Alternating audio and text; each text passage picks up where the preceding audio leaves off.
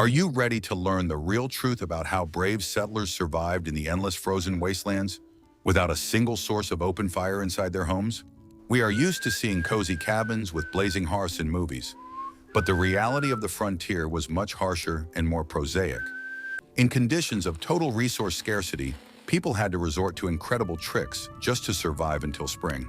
For decades, popular culture and history textbooks held that the settlement of the Wild West would have been impossible without the construction of the classic stone fireplace. It was believed that only a brick or stone stove could provide enough heat to combat the Arctic winds of the prairies.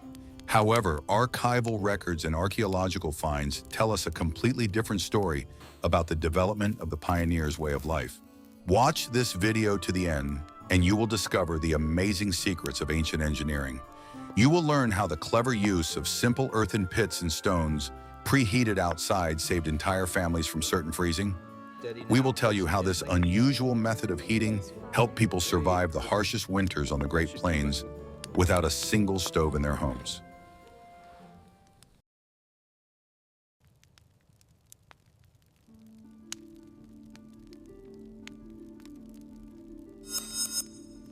What if everything we believe about heating homes is completely outdated?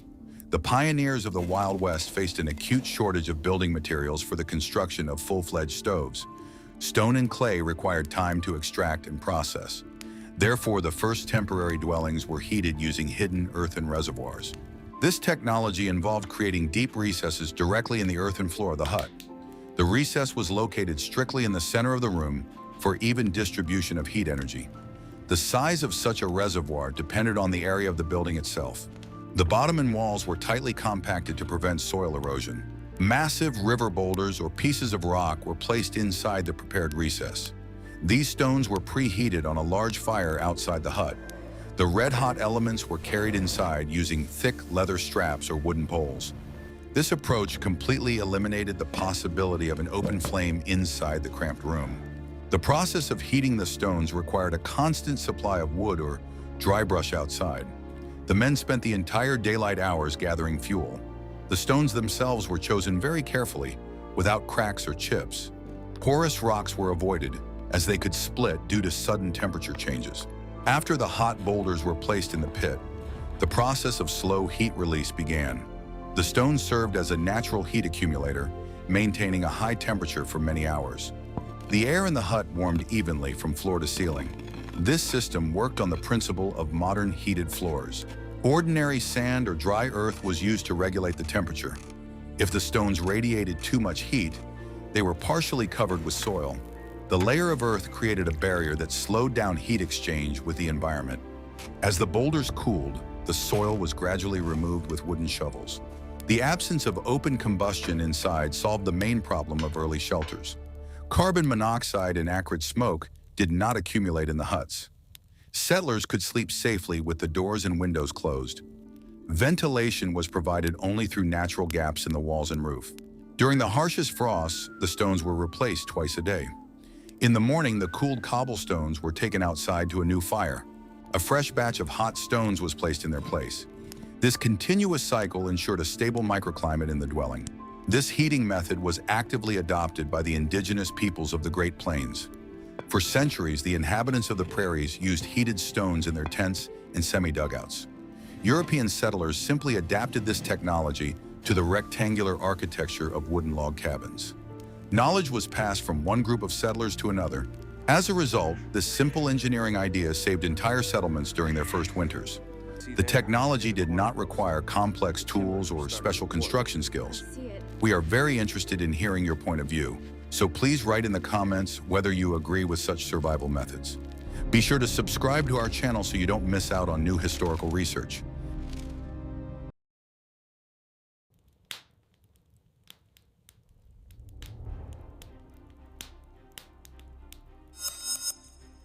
Are you ready for the shocking truth about how the laws of physics worked in the wild? Settlers learned not only to accumulate heat, but also to direct it in the right direction. To do this, they used primitive but extremely effective heat shields. These structures were installed inside huts near the heat source. The screen was a shield made of freshly cut tree trunks or thick boards. The wood was covered with a thick layer of wet clay to protect it from overheating. The clay dried and formed a hard crust that was resistant to high temperatures. Such a wall was placed at an angle to heated stones or a small smoldering hearth. The screen worked by reflecting infrared radiation. Heat waves hit the clay surface and were directed deep into the living space. This prevented precious heat from escaping through cracks in the back wall of the hut. The space in front of the screen became the most comfortable area in the house. Such reflectors were often made mobile for greater convenience. A wooden frame was mounted on wide runners. This allowed the structure to be moved around the room depending on the direction of the drafts. During the day, the screen directed heat to the work area, and at night it was moved to the sleeping areas. In the Rocky Mountain regions, screens were assembled from flat stone slabs. The stone served a dual purpose, reflecting waves and simultaneously accumulating heat. The slabs were installed vertically, supported by heavy boulders at the base. It was more difficult to assemble such a structure, but it served for decades. The shape of the screen was also important for heating efficiency. Experienced frontier builders made them slightly semicircular. The curved surface focused the heat radiation at a single central point. It was in this area that the settlers' beds or work tables were located. The clay coating on the wooden screens needed to be renewed regularly. The constant heat caused the clay to crack and crumble onto the earthen floor. The inhabitants of the hut regularly mixed a new mortar from local soil and water. The cracks were filled in every evening before bedtime. Temporary workers and hunters used wet, thick leather instead of clay. The wet leather was stretched over a wooden frame and placed behind the heat source. The canvas slowly dried, reflecting the heat back into the temporary shelter. This method was less durable, but perfectly suited to a nomadic lifestyle. Heat reflectors saved up to half of the fuel stockpiled. Directed radiation created a comfortable temperature, even with a minimum amount of heated stones. The efficient use of resources determined the chances of survival in winter. Every log and every boulder was used to maximum effect. The competent distribution of airflows changed the living conditions in harsh regions. But even the best reflectors could not solve all problems without proper insulation. Builders had to find ways to seal log frames. In the next chapter, you will learn how they coped with icy drafts and sealed the cracks in the walls of their shelters.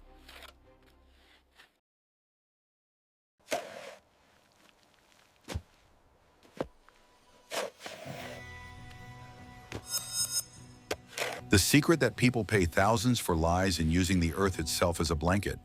The wooden walls of the huts could not retain heat on their own during heavy snowstorms. The wind blew through the gaps between the logs, instantly cooling the interior. The solution was external soil insulation technology. Settlers built additional earth embankments around their wooden houses. Soil was dug out around the perimeter of the building and laid tightly against the lower crowns of the log house. The height of such an embankment could reach the middle of the window openings. The earthen armor completely blocked the access of cold air to the base of the hut. Retaining structures were created to prevent the earth from crumbling. Short wooden stakes were driven into the ground around the house. A mixture of clay, sand, and turf was tightly packed between the stakes and the wall of the house. The turf was laid with the roots facing up to bind the entire structure into a single monolith. The width of the earthen embankment often exceeded 1 meter at the very base. This layer of soil acted as a powerful heat insulator. The ground did not freeze through even on the harshest January nights of the Great Plains. The heat radiating from inside the hut remained within the wooden walls. The process of creating the embankment required enormous physical effort from the entire community. The earth was dug with heavy iron shovels or wooden spades. The work began in early autumn, before the first frosts, while the soil was still soft. It was important to complete the insulation before the snowstorms arrived. An additional advantage of this design was protection from meltwater in the spring. A dense earthen embankment diverted water away from the foundation of the wooden structure. The logs rotted less, which significantly extended the life of the entire hut. Thus, 2 engineering problems were solved at once. In some regions of the Southwest, adobe blocks were used instead of loose earth. A mixture of clay and dry grass was molded into bricks and dried in the sun. These blocks were used to build an additional wall around the wooden frame. Adobe had excellent insulating properties. In winter, a thick layer of snow settled on the earthen embankment, serving as an additional barrier. Snow has a porous structure and retains heat well. A double insulating shell was formed around the living space. The hut turned into a kind of warm cocoon in the middle of the frozen desert. Inside such a shelter, a stable above-zero temperature was maintained even without active heating. The heated stones from the first chapter and the reflectors from the second complemented the work of the earth insulation. The system functioned as a single mechanism for conserving vital energy. It was a triumph of practicality over the harsh conditions of nature. Earth protection became a classic example of frontier architecture. This method forever changed the approach to construction in northern regions. Soil insulation proved to be highly effective in conditions of wood scarcity. Be sure to like this video if you enjoyed this unusual fact about insulating log cabins.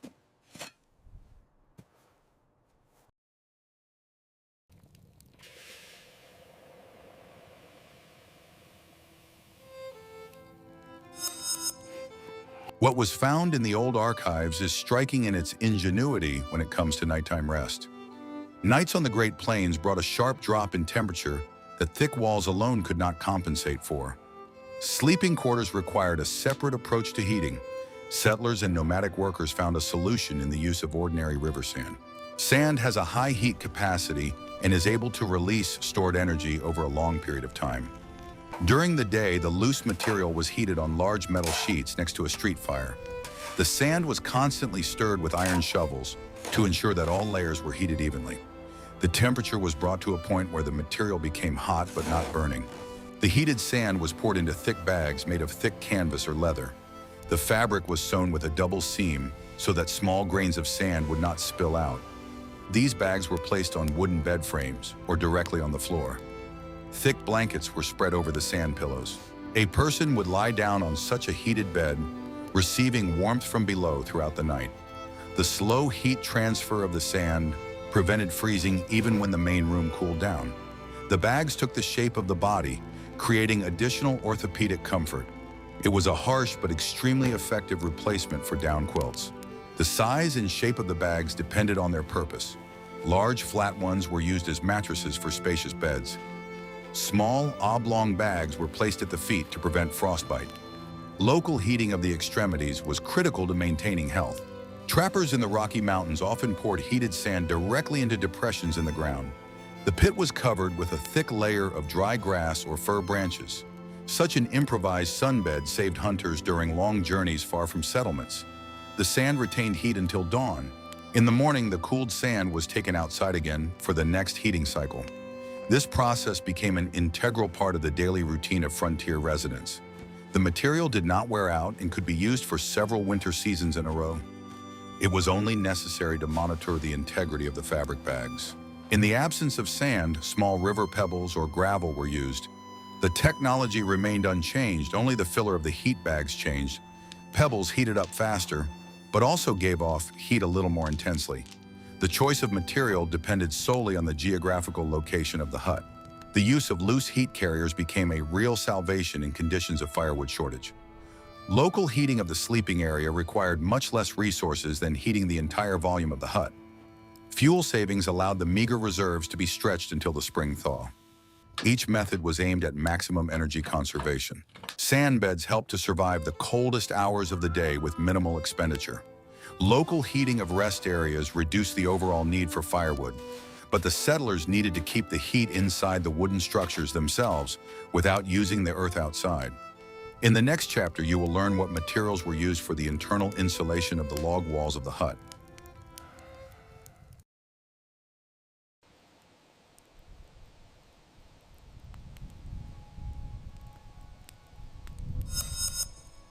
Internal wall insulation was no less important than external insulation. Gaps of varying widths inevitably remained between the round logs of the log cabin. These gaps were the main source of heat loss from the living space. Sealing the gaps, or caulking, became an essential part of preparing for winter. The main material for interior work was forest or marsh moss. Moss was collected in large quantities at the end of summer and carefully dried in the sun. The dry material was twisted into dense bundles of various thicknesses. These bundles were forcefully hammered into the interlog grooves with wooden spatulas. Moss had unique natural properties for wooden construction. It not only blocked the access of cold air, but also absorbed excess moisture from the room. As the logs dried, the moss expanded, filling the voids that formed. The wood remained dry and did not rot. A fixing putty was often applied over the moss layer. Local clay mixed with fine river sand was used to make it. The clay solution was carefully rubbed into the grooves, creating a smooth and even wall surface. After drying, the putty turned into a solid, airtight barrier. In the Great Plains, where moss was difficult to find, a different technology was used. Dry steppe grass or straw was used as a filler. The grass was mixed with liquid clay to form a thick, viscous mass. This mass was manually packed into the gaps and tightly compacted. The caulking of the walls had to be renewed every year before the onset of cold weather. The wooden log house constantly shrunk, and the logs changed their geometry under the influence of temperature. The old clay cracked and fell out, opening new paths for icy drafts. The inhabitants of the hut regularly inspected the walls for damage to the insulation. Particular attention was paid to the corners of the building, where the joints between the logs were the most complex. The maximum amount of insulation was packed into the corner joints. On the outside, the corners were additionally covered with vertical boards to protect the caulking from wind and snow. Careful sealing of the corners ensured that the wood did not freeze. The caulking tools were made independently from hardwoods. They consisted of flat wedges of various widths and convenient wooden mallets. The work was carried out methodically, from the bottom up, crown by crown. It took several days of continuous work to insulate one small hut. The interior plastering of the walls also served as protection against accidental sparks when hot stones were brought in. Smooth walls were easier to clean of dust and soot. The interior of the hut took on a neater and more finished look. This made it possible to maintain order in the conditions of constant struggle with the dirt of the frontier. High-quality caulking turned the log cabin into a kind of thermos. An insulated airspace was created inside, which heated up easily and cooled down slowly. A comprehensive approach to wall insulation solved the problem of energy conservation in the harshest climatic zones. People could count on a safe night's sleep in a warm space.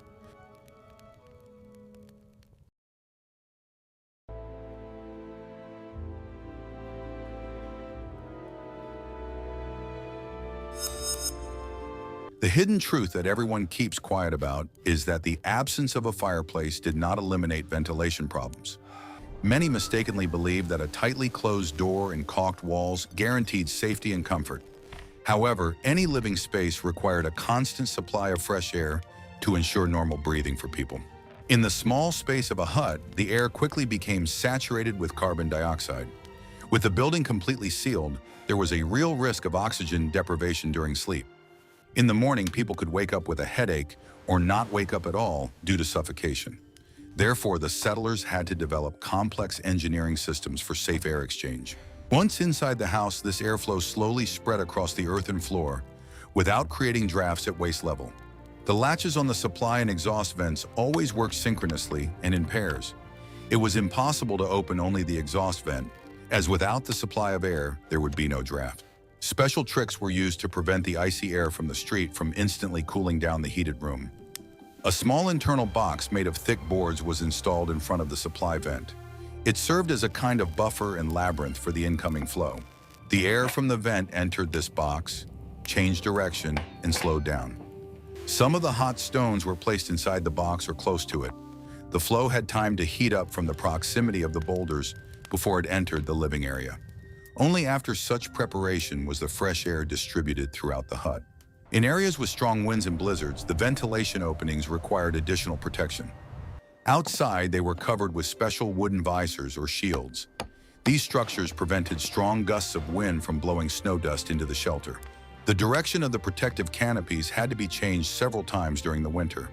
This depended on the prevailing wind direction for that season or month.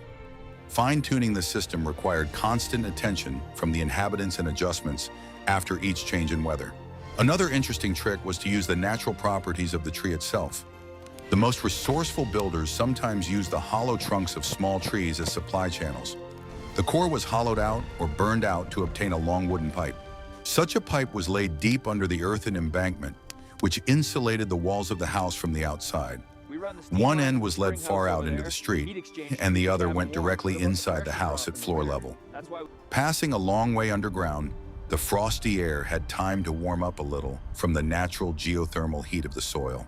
The absence of classic stove smoke in the hut paradoxically complicated the fight against dampness.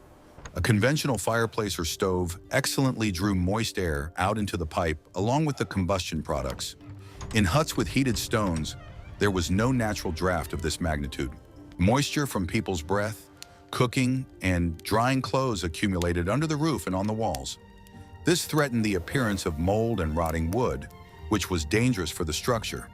To dehumidify the air, it was necessary to periodically open the ceiling hatch wide, creating a powerful draft. Ventilation was carried out strictly during the daytime, when the outside temperature was at its highest. This was usually done at noon, when the sun warmed the air at least a little. The process of such rapid ventilation took only a few minutes.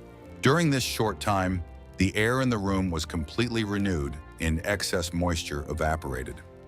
Immediately after closing the vent, a new batch of boulders heated on the street was hurriedly brought into the hut. Thanks to this, the temperature inside quickly returned to comfortable levels.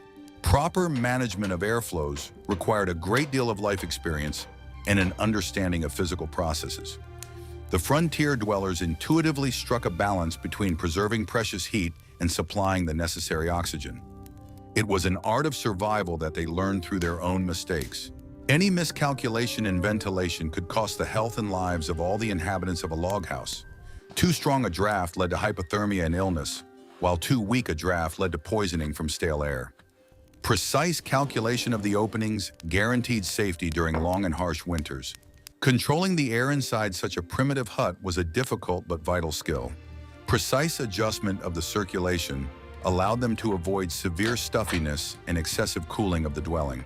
However, the problem of heat conservation was particularly acute in conditions of constant relocation and the absence of a permanent home. In the next chapter, you will learn how they dealt with this problem when building temporary underground shelters.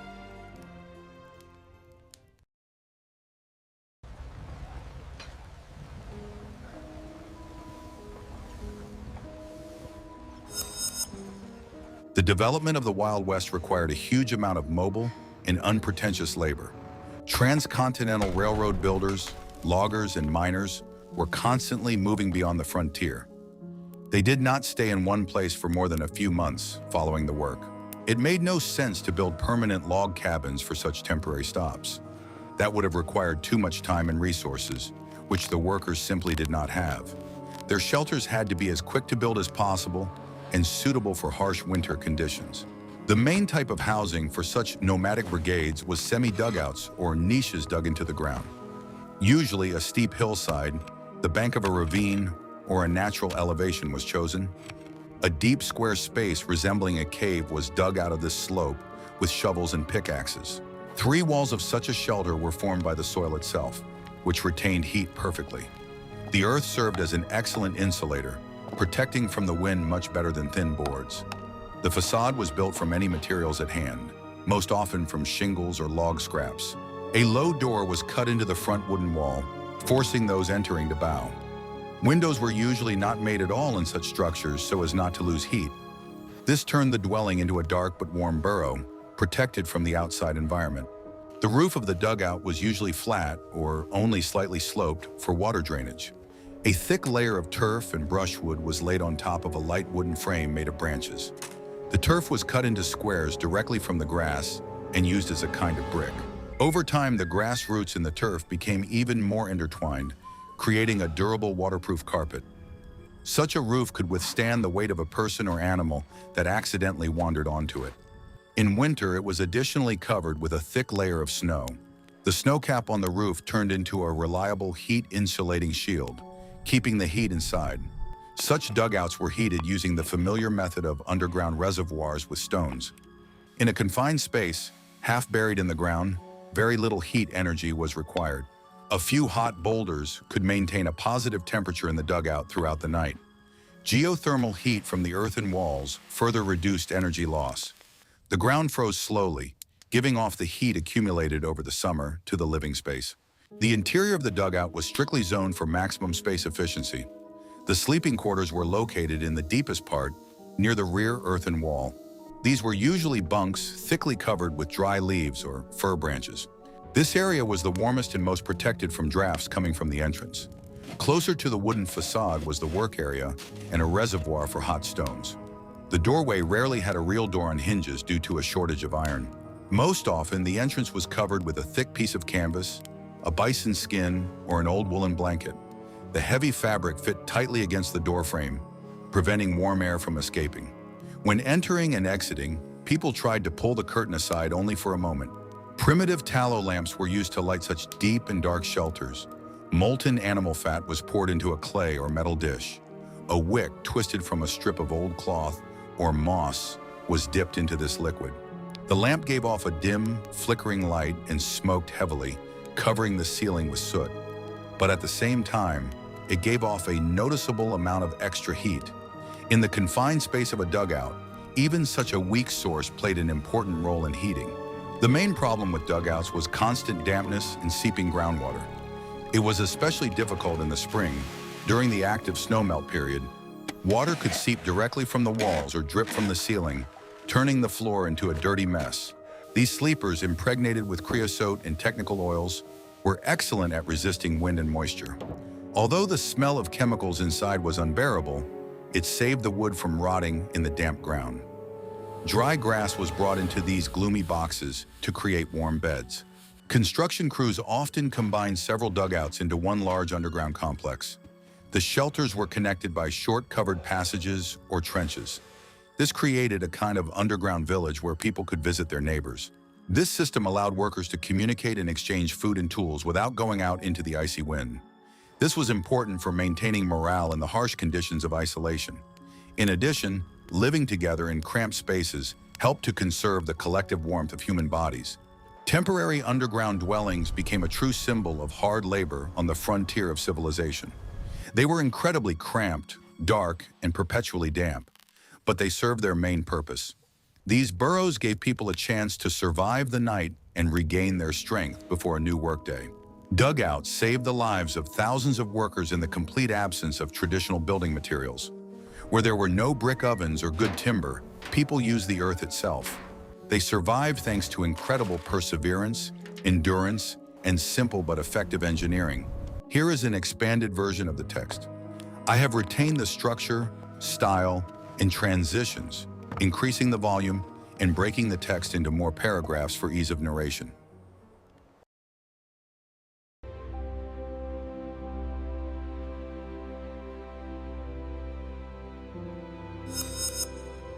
In conditions of limited heat generation, when every degree counted, it became critically important to conserve the heat of the human body itself.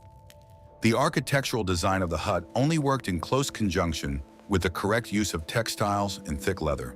The settlers quickly realized that bare wooden walls would not protect them from the piercing wind of the prairies. Layering was the main and unbreakable rule when organizing sleeping areas and insulating the interior. Frontier residents actively adopted the invaluable experience of indigenous peoples in processing dense materials and animal skins. They learned to turn hunters' prey into reliable barriers against the cold. The walls around the sleeping areas were tightly covered with thick furs and pieces of tanned leather. Most often, bison or bear skins were used, which had excellent thermal insulation properties. The fur created an additional and very effective air layer between the cold wood and the living space of the room. The pile of the skins retained air movement, preventing convective heat loss and drafts. Leather sheets were nailed directly to the logs with long wooden nails or bone awls. This created the effect of a soft room inside a wooden box, where the walls were warm to the touch. Thick fur skins served not only as wall hangings, but also as blankets. The dense undercoat of such natural materials does not let wind or cold through, keeping body heat inside. One such heavy fur blanket could replace several layers of ordinary woolen fabric. Under thick bison fur, people slept comfortably and regained their strength even at temperatures around 0 degrees Celsius indoors. The weight of the hide also played a role, pressing the material tightly against the body and preventing cold air from penetrating under the blanket. It was a simple but extremely effective solution for a good night's sleep. The space in front of the entrance door was also carefully insulated with available textiles. Door gaps in rough wooden structures always remain the weakest point in the defense against frost. Even a well-fitted door dried out over time and began to let in icy air. A thick curtain made of scraps of leather and coarse wool sewn together was hung on a separate crossbar inside the hut. This heavy curtain completely covered the doorway, touching the floor. Such an improvised vestibule stopped the icy flow every time the door was open, preventing it from entering the center of the room. In later periods, when industrial goods began to arrive at the frontier, quilted blankets appeared in everyday use. Women sewed together scraps of old clothing that was no longer suitable for wearing, giving the fabric a second life. The space between the layers of fabric was filled with cotton wool if available, or scraps of clean sheep's wool. These heavy and colorful patchwork quilts became an integral and recognizable part of the life of the first settlers. A dense, frequent stitch was necessary as it prevented the loose filling from clumping together inside. Such quilts were cherished and passed down as valuable property. Woven rugs made of very thick yarn were widely used to insulate the icy earthen floors. Old fabrics and rags were cut into long, narrow strips and woven into dense oval or round mats. This was an activity for long winter evenings, in which the whole family participated. The mats were laid in several layers near the beds, and in work areas where people spent most of their time standing. They reliably insulated the feet from direct contact with the cold surface of the frozen ground. Walking on such a mat was not only warmer, but also safer for the health of the joints.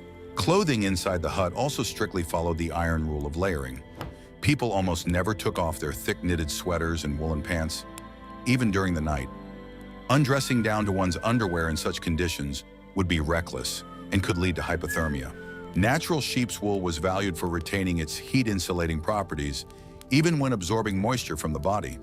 On the coldest nights when temperatures dropped particularly low, knitted bonnets or thick woolen hats were worn on the head. Heat loss through the head could be critical for a sleeping person. The soft, radiant heat from the screens was used to dry inevitably damp clothes and shoes. Wet items were hung on special wooden poles under the ceiling. This is where all the warm air rising from the heated stones accumulated. The drying process was slow and required patience, as there was no direct contact with open fire in such huts. However, dry clothes were essential for survival when going outside to work the next day.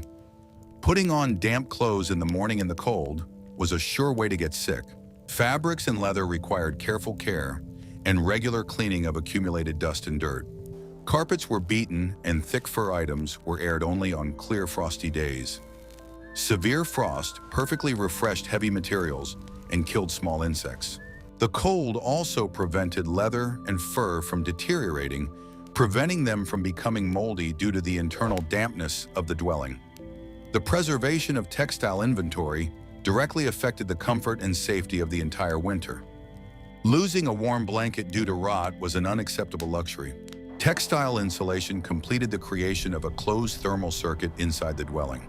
Earthen embankments on the outside, careful caulking of the walls, hot stones, and thick curtains worked as a single life support system. Remove one element, and the entire heat preservation scheme could collapse. It was this complex of well-thought-out measures that allowed families to survive in simple wooden boxes in the middle of endless, snowy plains. The lives of these people literally depended on every correctly chosen detail of their daily life. In the next chapter, we will look at how the very shape of the room helped to combat the elements.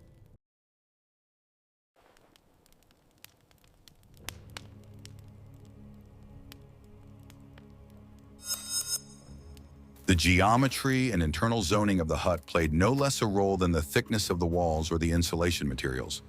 Frontier builders deliberately rejected spacious rooms in favor of maximum, sometimes even excessive, compactness.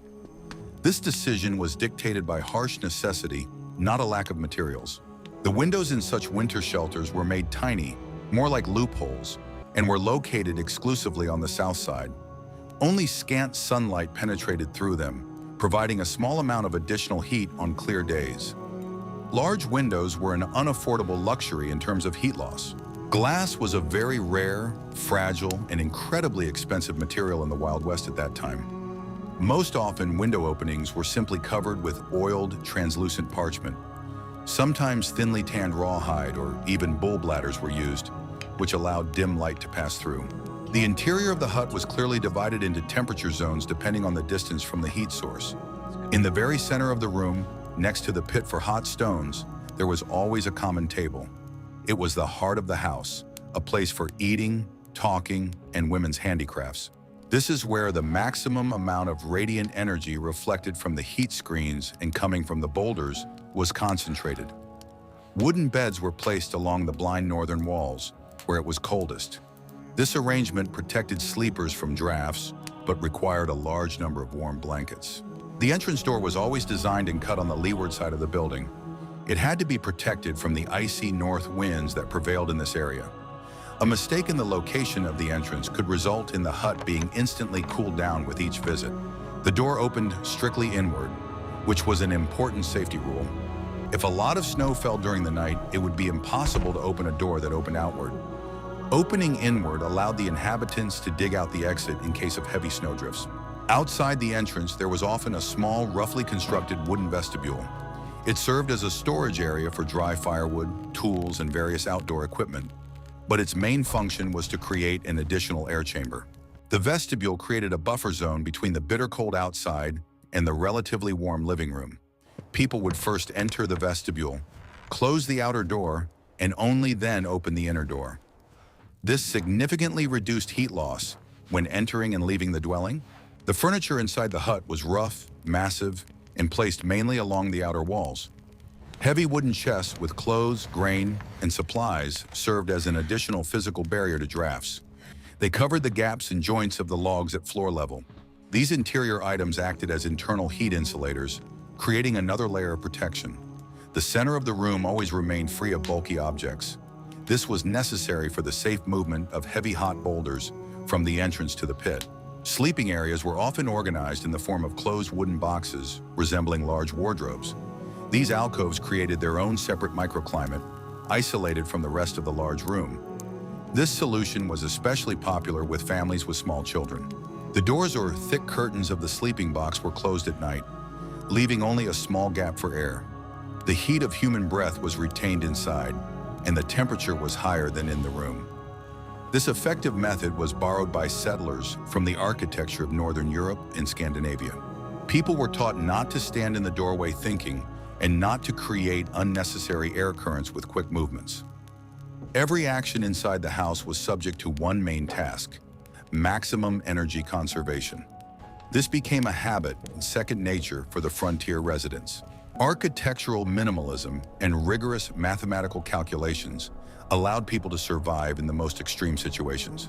The layout of the hut was dictated not by beauty or aesthetics, but by the harsh and unforgiving laws of physics. Any mistake in the design was punished by the cold.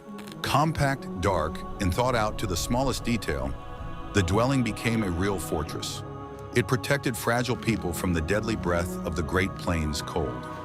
A competent engineering approach compensated for the settlers' lack of sophisticated modern construction technologies.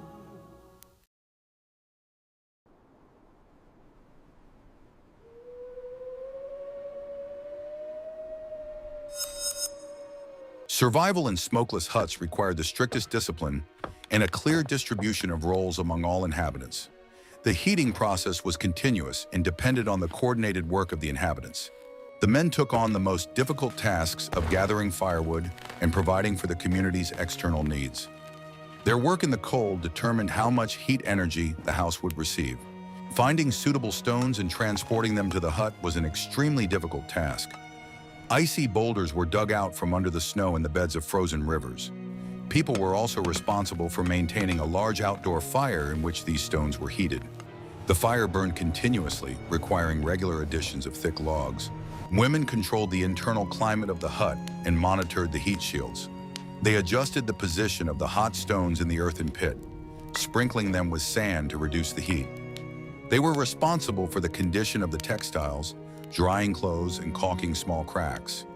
Their work ensured an even and safe distribution of heat throughout the room. Every member of the community, regardless of experience, had their own strict responsibilities. The least busy people were tasked with gathering small twigs and dry grass around the settlement. They also helped mix sand for heat bags and monitored the integrity of the clay plaster. In frontier conditions, there was no such thing as leisure time, replaced by hard daily labor for everyone without exception. Temporary camps demonstrated different social dynamics. In male collectives, a strict schedule of shifts was established to maintain warmth. The person on duty did not sleep all night, replacing the cooled stones with fresh ones from the fire. The lives of the entire brigade sleeping in the dugout depended on the responsibility of one person. Neighbors in the settlement often joined forces to combat the cold. They practiced gathering firewood together and organizing one large fire to heat stones for several huts.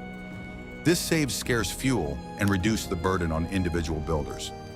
Mutual assistance was not just a moral choice, but a strategy for the survival of the entire community. Mistakes in preparing for winter were severely punished and often led to tragic consequences.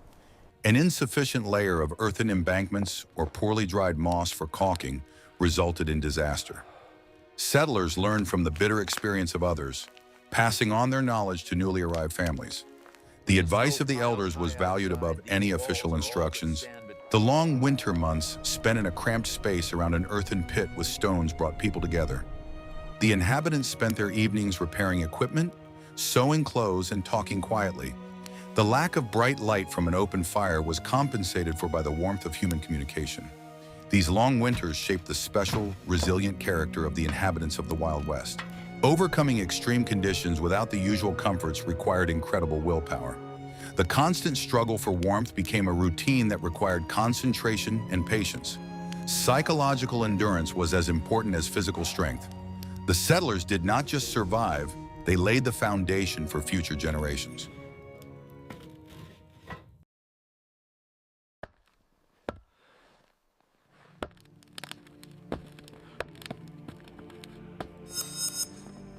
The era of stone heating ended with the development of the railway network and the advent of iron stoves. Factory-made metal structures quickly replaced the labor-intensive practice of heating stones on bonfires. However, the experience of survival in primitive conditions remains an important page in the history of the American continent's development. The history of the frontier is written with the labor and perseverance of ordinary people. The experience of survival in primitive conditions has forever remained an important page in the history of the American frontier. What topics do you think are worth exploring in the next historical videos? Suggest topics for future videos that you would like to see on our channel in the comments. And don't forget to subscribe so you don't miss out on new exciting episodes.